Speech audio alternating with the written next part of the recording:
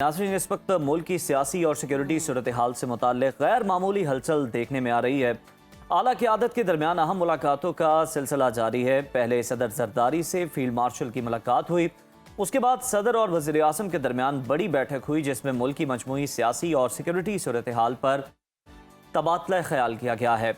गुज़श्ता रोज़ वज़ीर आज़म शहबाज शरीफ से बिलावल भुट्टो की अहम मुलाकात हुई। इसके बाद MKM के वफ़द ने वज़ीर आज़म से मुलाकात की जिसमें मुल्क की सियासी सूरत हाल पर तबादला ख्याल हुआ।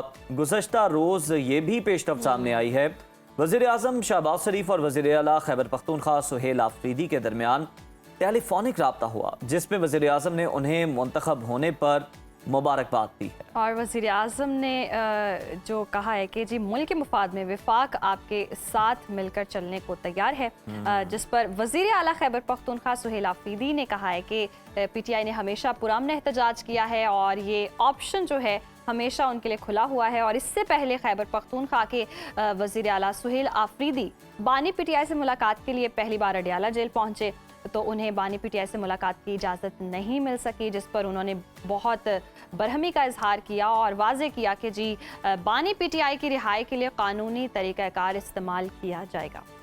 दूसरी जानिब पंजाब हुकूमत ने तशद्दुद और जलाओ घिराव की सियासत के खात्मे के लिए तारीखी और बड़ा फैसला कर लिया है। TLP पर पाबंदी लगाने पर गौर किया जा रहा है।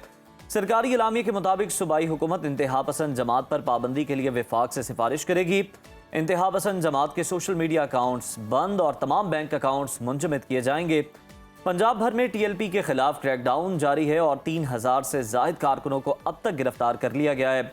4500 रहनुमाओं और सरकर्दा कारकुनों की फहरिस्तें तैयार हैं और तमाम अफसरान को TLP के रहनुमाओं और कारकुनों की गिरफ्तारी का हुक्म दे दिया गया है। और उसके साथ साथ वफाकी वज़ीर दाखिला मोहसिन नकवी ने TLP से मुज़ाकरात न करने के तासुर को मुस्तरद किया। उन्होंने कहा कि TLP से आखिरी मिनट तक मुज़ाकरात हुए मगर वो नहीं माने। उनका मुतालिबा था कि दहशत गर्दों और कातिलों को रिहा किया जाए। हर बार उनकी शराइत एक से बढ़कर एक थी, तो इसलिए जी मुज़ाकरात अभी तक नहीं हो पाए। इसी तमाम तर सूरत हाल पर बात करने के लिए हमारे साथ मौजूद सीनियर सहाफ़ी और तज्ज़ियाकार शौकत पराचा साहब। बहुत शुक्रिया आपके वक्त का। वेलकम टू सुनो पाकिस्तान। सबसे पहले तो कहिएगा कि जो मौजूदा मुल्क की सूरत हाल है, सिक्योरिटी की सूरत हाल है, ऐवानों में गैर मामूली हलचल देखने में आ रही है, तो सदर, वज़ीर आज़म, फील्ड मार्शल बिलावल भुट्टो की जो अहम मुलाकातें हुई हैं, इन गैर मामूली मुलाकातों का मकसद क्या है और इससे हासिल क्या होगा? जी बहुत शुक्रिया, ये एक अच्छी बात है जी, हमें इसको वेलकम करना चाहिए। जी जी कि अगर अरबाब अख्तियार किसी पार्टी से दूसरी पार्टी से वो अगर मिल के बैठते हैं, कोई मुशावरत करते हैं, जब आप मिल के बैठते हैं तो फिर बातचीत के ज़रिए आपस के मसाइल भी हल होते हैं और जो ओवरऑल मसाइल हैं वो भी हल करने में मदद मिलती है। मसलन मसाइल क्या है कि अगर अफ़गानिस्तान पाकिस्तान पर हमले शुरू कर दे और वो दुनिया को भी बताएं कि हाँ हमने टैंक छीन लिए, हमने ये कर दिया, हमने वो कर दिया, तो इससे बड़ा मसला क्या हो। अगर 50 लोग कल जो मोमंद में मारे गए वो मदाखलत करने पाकिस्तान आ जाएं और वो पाकिस्तान में मजदूरी करने नहीं आ रहे थे, वो आपको मालूम है कि जब ये मिलिटेंट्स आते हैं, अस्करियत पसंद आते हैं, दहशतगर्द आते हैं, TTP के लोग आते हैं या दीगर दहशतगर्द ग्रुप्स के लोग आते हैं, वो पाकिस्तान में टारगेट करने के लिए आते हैं। उनको कल तो मोमंद में मार दिया गया, लेकिन जब ऐसी सूरत हाल हो तो फिर मैं ये नहीं कह रहा कि सिर्फ इत्तेहादी जमातें मिल के बैठे, मैं तो ये कहूँगा फिर सब मिल के बैठे जी और बड़ी अच्छी, आपने भी पॉजिटिव टोन में बात की कि अच्छी पेशरफ्त है कि प्राइम मिनिस्टर ने मुबारकबाद दी खैबर पख्तूनख्वा के नए वज़ीर आला सुहेल आफरीदी को, क्योंकि उनके इंतखाब से पहले जो एक इम्प्रेशन बना था कि शायद उनका इंतखाब हर कीमत पर रोकने की कोशिश की जाएगी, शायद उनको किसी सूरत में KP का वज़ीर आला नहीं बनने दिया जाएगा। और आपने देखा भी सही कि इस्तीफा जो है उसको 2 बार इस्तीफा उन्हें देना पड़ा गंडापुर साहब को। लेकिन बिलावल भुट्टो जरदारी ने जो कराची में फैसल करीम खान कुंडी को गवर्नर खैबर पख्तूनख्वा को हदायत दी के जाएं और अदालत के हुक्म के मुताबिक आइन और कानून को सामने रखते हुए उनका हल्फ लें, तो मेरा ख्याल है वो एक बड़ा इनिशिएटिव था, रास्ता हमवार हुआ। और कल वज़ीर आज़म ने भी उनको कॉल कर दिया और उन्होंने भी आगे से कह दिया कि बानी पीटीआई की रिहाई के लिए हर कानूनी और आईनी रास्ता जो है उसी पे चलेंगे। तो जो मुल्क को सिक्योरिटी का प्रॉब्लम दरपेश है, इधर इंडिया की लीडरशिप रोजाना नए नए बयान देती है, उधर से अफगानिस्तान के लोग पाकिस्तान में घुसना चाह रहे हैं। तो इस सिक्योरिटी तनादर में ये लाजिम हो जाता है कि तमाम stakeholders at various level from various backgrounds they should sit together, उनके दरमियान बातचीत हो, वो बातचीत से मसाइल हल करें ताकि इस मुल्क को आगे ले जाया जा सके। बिल्कुल ठीक है। पर अच्छा साहब, मौलाना फजलुर रहमान ने एक बार फिर कारकुनान को इस्लामाबाद जाने की तैयारी की हिदायत की है। अब की बार मौलाना फजलुर रहमान क्या चाहते हैं, क्या मकासद हैं जिसको लेकर इस्लामाबाद वो पहुंचना चाहते हैं? मौलाना साहब तो इस्लामाबाद में ही रहते हैं, उनका घर है इस्लामाबाद में। मैं खुद कई दफा उनके कारकुनों के साथ मेरी बड़ी न्याजमंदी है उनसे। तो मौलाना साहब आए जाएं, मौलाना साहब का अपना घर है भाई। मौलाना साहब अपने लोगों को बुलाएं, इस्लामाबाद में आए। देखें, मौलाना साहब का इस हुकूमत के साथ या इन सियासी जमातों के साथ वो वाला ताल्लुक नहीं है एस्ट्रेंजमेंट का, टकराव का, तनाव का, जो पीटीआई के साथ था जी, या पीटीआई के साथ रहा है। अब तो खैर वो थोड़ा सा बयानात की शिद्दत में कमी आई है, लेकिन जब उनका तनाव पीक पर था उस वक्त पीटीआई की हुकूमत के दौरान मौलाना साहब मार्च लेकर इस्लामाबाद आए थे। यहाँ H8 H9 के दरमियान उन्होंने पड़ाव डाला था, उनको जगह मुख्तस की गई थी, वहाँ बैठे रहे थे। तो मौलाना साहब के जितने भी लोग थे उन्होंने ना कोई इधर तोड़ फोड़ की, ना उन्होंने डी चौक जाने पे इंसिस्ट किया, ना उन्होंने कोई डिप्लोमेटिक एनक्लेव के लिए खतरात पैदा किए कि जहाँ पर सारी बैरूनी ममालिक की एम्बेसीज हैं कि वहाँ जाएं और कोई ऐसी खुदा न खास्ता सूरत हाल पैदा हो। तो अभी तो मौलाना साहब ने ये नहीं कहा कि हम आ रहे हैं, अभी तो मौलाना साहब ने कहा कि तैयारियां करें। लिहाजा तैयारियां करने में और आने में बड़ा वक्त लगता है। और दूसरा, मौलाना साहब अगर अपनी सख्त तरीन मुखालिफ सियासी जमात की हुकूमत में इस्लामाबाद आकर बैठते हैं और कोई नुकसान नहीं पहुंचाते तो फिर कुछ ज्यादा। पर राजा साहब, बिल्कुल उन्होंने तैयारी का ही कहा है, हम भी यही जिक्र कर रहे हैं। आपकी न्याजमंदी भी है और आप वो पिछला भी मामला याद करवा रहे हैं कि जब कारकुनान के साथ पहुंचे थे तो कोई गमला नहीं टूटा था, बल्कि बड़े अच्छे विजुअल्स आए थे कि उनके कारकुनान पार्क में झूले झूल रहे हैं, आपस में वक्त गुजारे। सब मकसद क्या हो सकता है, मतलब क्या इस बार तो झूले नहीं अचीव क्या करना है? जिस दिन 8 फरवरी 2024 का यानी 9 फरवरी 2024 का रिजल्ट आया था, मौलाना साहब ने उसी रात भी कहा था कि ये इलेक्शन धांधली ज़दा हैं, हम इन इलेक्शन को नहीं मानते। नंबर 1। नंबर 2, मौलाना साहब की जो मेन कॉन्स्टिट्यूएंसीज हैं, उनके जो जहाँ से उनके या वो खुद या उनके लोग इलेक्शन जीत के आते हैं, वो केपी है। केपी में मौलाना साहब बार बार इसरार कर रहे हैं कि जी केपी में भी धांधली हुई थी।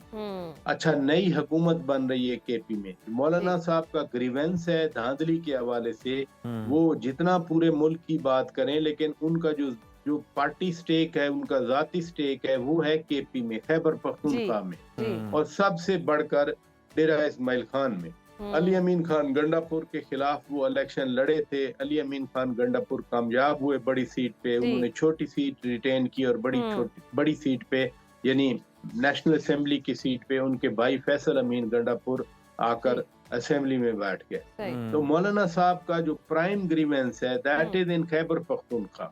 वो पूरे मुल्क की बात करें, जिसकी मर्जी बात करें, लेकिन उनका जो जाती ग्रीवेंस बनता है वो खैबर पख्तूनख्वा। अच्छा शौकत साहब, जैसे कि हमने पहले भी बात की कि जैसे हमने पहले भी बात की कि वज़ीर-ए-आज़म शहबाज शरीफ ने वज़ीर आला सुहेल आफरीदी को फ़ोन किया, उन्हें मुंतखब होने पर मुबारकबाद भी दी, और ये बड़ी खुशाइंद बात है। वज़ीर आज़म का सुहेल आफरीदी को टेलीफोन करना, ये भी यकीनन आपने भी कहा कि बड़ी पेशरफ्त है। तो ये विफाक और सूबों में वर्किंग रिलेशनशिप की बेहतरी के लिए कितना मौसर साबित होगा? जी शौकत साहब। जब गंडापुर साहब वज़ीर आला थे तो इधर इस्लामाबाद में पहली मीटिंग हुई तो उन्होंने आके जप्पियां डाल दी। तो पीटीआई के ट्रोलर्स ने बड़ा ट्रोल किया कि ये खान साहब अंदर हैं और ये जप्पियां डालते हैं। फिर अली अमीन खान गंडापुर कहीं हाथ मिलाया करते थे या वैसी पिक्चर बन जाती थी साथ। वो जो एलिमेंट है पीटीआई के अंदर का कि खान अंदर है और ये लोग जबकियां डालते हैं, वो तो रहेगा। लेकिन पहले भी अली अमीन खान गंडापुर आते रहे, इधर मीटिंग्स करते रहे, पिछले चीफ मिनिस्टर की बात कर रहा हूँ, और उन्होंने किसी हद तक चलने की कोशिश की कि जो उनकी जिम्मेदारियां हैं बतौर chief executive of the province वो उनको भी अदा करें, और साथ साथ जो पार्टी की तवक्कुआत हैं वो भी। शौकत साहब, आपने sir sorry to interrupt you, आपने ट्रोल की बात की, तो इस वक्त हम देख रहे हैं कि एक्स पर इस टेलीफोनिक गुफ्तगू के हवाले से एक ट्रेंड भी जो है वो चलाया जा रहा है। जरा कंफर्म कीजिएगा ये क्या है, ये कोई मिस इन्फॉर्मेशन है या फिर मुझे बताएं अगर ये इस तरह की कोई बातचीत हुई है या फैलाई गई है, इसको आगे जो है वो बढ़ा चढ़ाकर पेश किया गया है, तो फिर आगे राब्ते आपस में रहेंगे और ताल्लुकात अच्छे रहेंगे? मैं यही बात कर रहा हूं कि जो चैलेंज अली अमीन खान गंडापुर को दरपेश था वही चैलेंज सुहेल आफरीदी को होगा। दो एस्पेक्ट्स हैं ना इसके, एक ये कि उन्होंने बतौर chief executive of the province अपनी जिम्मेदारी निभानी है। मसलन आज ही आपसे थोड़ी देर के बाद एक बड़ा इजलास है, प्राइम मिनिस्टर ने तलब किया है और चारों चीफ मिनिस्टर्स को बुलाया हुआ है, और फिर सुहेल आफरीदी साहब कल अडयाला से जब निकले तो वो पेशावर नहीं गए थे, वो इधर ही खैबर पख्तूनख्वा हाउस में थे। जी। तो अगर तो वो आज के इजलास में आ जाते हैं, होपफुली ज्यादा चांसेस यही हैं कि वो आएंगे, क्योंकि सूबे ने वफाक से पैसे भी लेना होते हैं, सूबे ने वफाक से स्कीम भी लेनी होती है, सूबे ने वफाक के साथ जो आईनी जिम्मेदारी है वो भी पूरा करना होती है, और वो chief executive of the province जो भी हों, वज़ीर आला उन्होंने करना होती है। एक तो ये जिम्मेदारी है, दूसरी उनकी जिम्मेदारी अपनी पार्टी के हवाले से है। यानी सुहेल आफरीदी ने जब इनकी नामजदगी हुई थी तो पहले दिन इन्होंने छोटा सा ट्वीट किया था कि खान की रिहाई मेरी अव्वलीन तरजीह है और सूबे में सिक्योरिटी मामला, जो कि आपके भी दोनों मौजूआत हैं। तो वो जो खान के हवाले से रिहाई की कोशिशें हैं, वो एक कारकुनान का, पार्टी अरकान का बड़ा दबाव है उसमें। देखें अली अमीन के खिलाफ तो शौकत साहब ये फिर मुमकिन हो पाएगा? उनकी ये जो राय है और ये जो चाह रहे हैं करना, अली अमीन गंडापुर तो नहीं कर पाए, तो ये कर पाएंगे? कोई हालात बदल गए हैं, देखिए ना, ये कैसे कर पाएंगे? अगर या तो हालात वही हैं, उसी तरह के हैं, उसी तरह की अप्रोच है, बल्कि उससे ज्यादा वर्स्ट हालात हो रहे हैं। शायद ट्रंप से जो उम्मीदें थी वो अली अमीन खान गंडापुर के जमाने में बहुत ज्यादा थी, वो नीचे न सिर्फ वो उम्मीदें खत्म हो गई, बल्कि ट्रंप ने तो इधर पूरी दुनिया को, कल भी ट्रंप साहब जो है प्राइम मिनिस्टर शहबाज शरीफ साहब की तारीफ कर रहे थे, परसों चौथ जो भी शर्म शेख था उन्होंने कहा मैं तो फील्ड मार्शल को बड़ा पसंद करता हूँ, मेरे फेवरेट हैं, वो आए नहीं है but he is a very nice man.